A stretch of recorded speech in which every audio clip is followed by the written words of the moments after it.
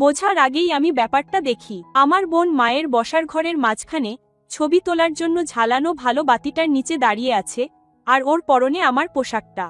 আমারটার মতো পোশাক নয়, আমারটা। 4বার মাপজোক করার পর আমি যে নেকলাইনটা বেছে নিয়েছিলাম, কোমরের কাছে পুঁতির কাজটা হেলেনা 6বারে হাতে সেলাই করেছিল, কারণ মেশিনে সেলাই করলে আলোটা ঠিকমতো পড়তো না। পোশাকের নিচের অংশটা এখন অন্যরকম, আরও ছোট, আমান্ডার উচ্চতা অনুযায়ী ছাটা, যে আমার চেয়ে 4 ইঞ্চি খাটো, আর উপরের অংশের পাশের সেলাইগুলো টাইট করা হয়েছে। যেখানে পরিবর্তনটা শেষ হয়নি সেখানে পিন দিয়ে আটকানো। কারো ফোনের ফ্ল্যাশের আলোয় রূপালী আভাগুলো ঝলমল করছে। কেউ ছবি তুলছে। অন্য কিছু বোঝার আগেই আমি ব্যাপারটা বুঝতে পারি। ক্যামেরার শব্দ, ছোট আর যান্ত্রিক, বারবার।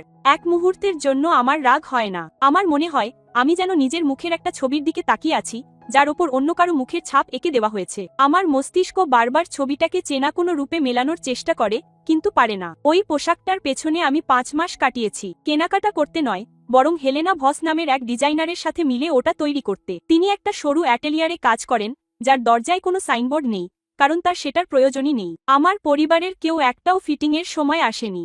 আমি তাদের আসতে বলিনি। 25 বছর বয়স হওয়ার পর থেকেই আমি আশা করা ছেড়ে দিয়েছিলাম যে আমার জীবনের গুরুত্বপূর্ণ ঘটনাগুলো তাদের আগ্রহ জাগাবে, আর আমার বাগদানের ঘোষণাটা অ্যামান্ডার পদোন্নতি আলোচনার মধ্যে চাপা পড়ে গিয়েছিল।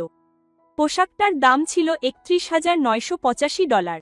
আমি কাউকে প্রভাবিত করার জন্য এটা বলছি না, আমি এটা বলছি কারণ এই সংখ্যাটাই আমার কার্ড স্টেটমেন্টে লেখা ছিল। আমি যখন বসার ঘরে দাঁড়িয়ে দেখছিলাম কেউ একজন পোশাকটা এমনভাবে কাটছে যেন ওটা একটা কস্টিউম, তখন এই সংখ্যাটার কোনো উল্লেখই ছিল না। আমার মা আমার কনুইয়ের কাছে এসে দাঁড়ালেন। তিনি জিজ্ঞেস করলেন না আমি ঠিক আছি কিনা। তিনি ঝুঁকে এলেন, নিচু স্বরে, ঠিক সেই সুরে যা তিনি ব্যবহার করেন যখন চান কোনো কিছু শুরু হওয়ার আগেই শেষ হয়ে যাক। নাটক করো না, তিনি বললেন। এটা তো শুধু একটা পোশাক। আমি কিছুই বললাম না। কেন এমনটা হয় সে ব্যাপারে আমি সৎ থাকতে চাই। এর জন্য গ্রেস দায়ী নয়। কারণটা হলো আমি গত 30 বছর ধরে শিখেছি যে এই বাড়িতে আপত্তি জানানোর মূল্য তার উপকারের চেয়ে বেশি। আমার অনুভূতিগুলোকে নাটকীয় বলে ধরে নেওয়া হয়, ঠিক যেমন অন্যদের অনুভূতিগুলোকে স্বাভাবিক বলে ধরে নেওয়া হয়। আর আমার ভেতরের পুরনো ক্লান্ত কোনো অংশ আমি কিছু বলার সিদ্ধান্ত নেওয়ার আগেই হিসাবটা কষে ফেলে। তাই আমি তার বদলে ওপরে চলে যাই। আমি কাঁদি না, এটা আমাকে এখনো কিছুটা অবাক করে। আমি আমার মায়ের অতিথি বিছানার কিনারায় বসি, যেটাতে আমি কিশোর বয়সে ঘুমাতাম, এবং আমার ফোনটা বের করে হেলেনাকে ফোন করি।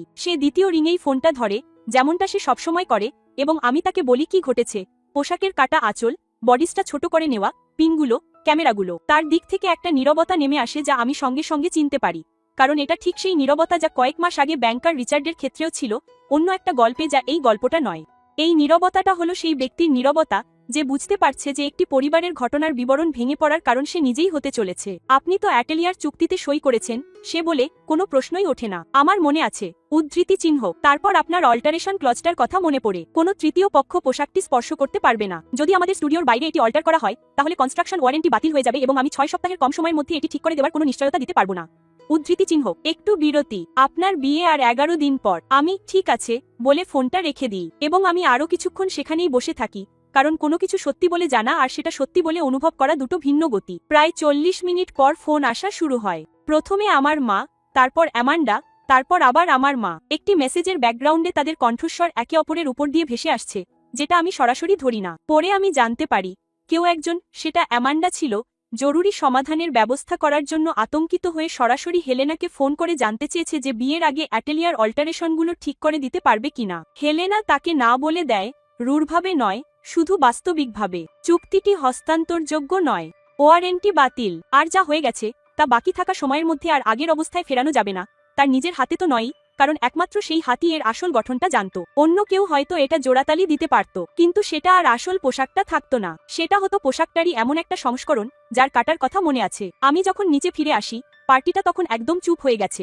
ঘরটা ঠিক সেইভাবে চুপ হয়ে যায়, যেভাবে চুপ হয়ে যায় যখন সবাই আগে থেকেই কিছু একটা জেনে যায় আর অপেক্ষা করতে থাকে কে আগে বলবে। আমান্ডার গা থেকে পোশাকটা বেরিয়ে এসেছে। ওটা এখন একটা চেয়ারের ওপর ভাঁজ করা, কেমন যেন আরো ছোট দেখাচ্ছে, খোলা। সে সঙ্গে সঙ্গে আমার দিকে তাকায় না। যখন তাকায় তখন সেটা কোনো অবাধ্যতা নয়। ওটা এমন একজনের চাহনি যে ভেবেছিল কিছু একটা ধার নিয়েছে আর এইমাত্র জানতে পেরেছে যে সে ওটা ভেঙে ফেলেছে। আমার মা আরেকবার চেষ্টা করেন, আমরা এটা ঠিক করতে পারি। তিনি বলেন যে কথাটা তিনি সবসময় বলেন যখন তিনি বোঝাতে চান যে আমার এটা ঠিক করা দরকার, যাতে আমাকে আমার করা কাজের জন্য আফসোস করে বসে থাকতে না হয়। তুমি পারবে না, আমি শান্তভাবে বলি, নিষ্ঠুরভাবে নয়, শুধু সত্যিটা। আমি আমার বিয়েতে অন্য একটা পোশাক পরেছিলাম, সাদামাটা তৈরি পোশাক, 4 দিনের মধ্যে বেছে নেওয়া, কারণ অন্য কিছুর জন্য সময় ছিল না। লোকে বলতো এটা খুব সুন্দর, সত্যিই তাই ছিল, কিন্তু এটা আমার ছিল না, ঠিক যেভাবে প্রথমটা ছিল।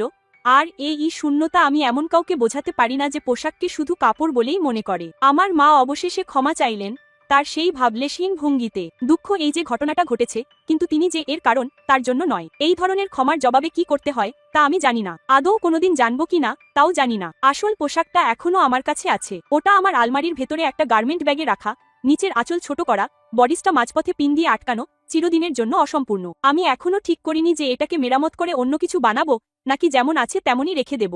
এটা সেই দিনের স্মৃতিচিহ্ন যেদিন আমি শিখেছিলাম যে কিছু জিনিস একবার বদলানো হলে আর আগের অবস্থায় ফেরা যায় না। এরপর ঘরে যেই দাঁড়িয়ে থাকুক না কেন, সে যতই দুঃখিত হোক না কেন,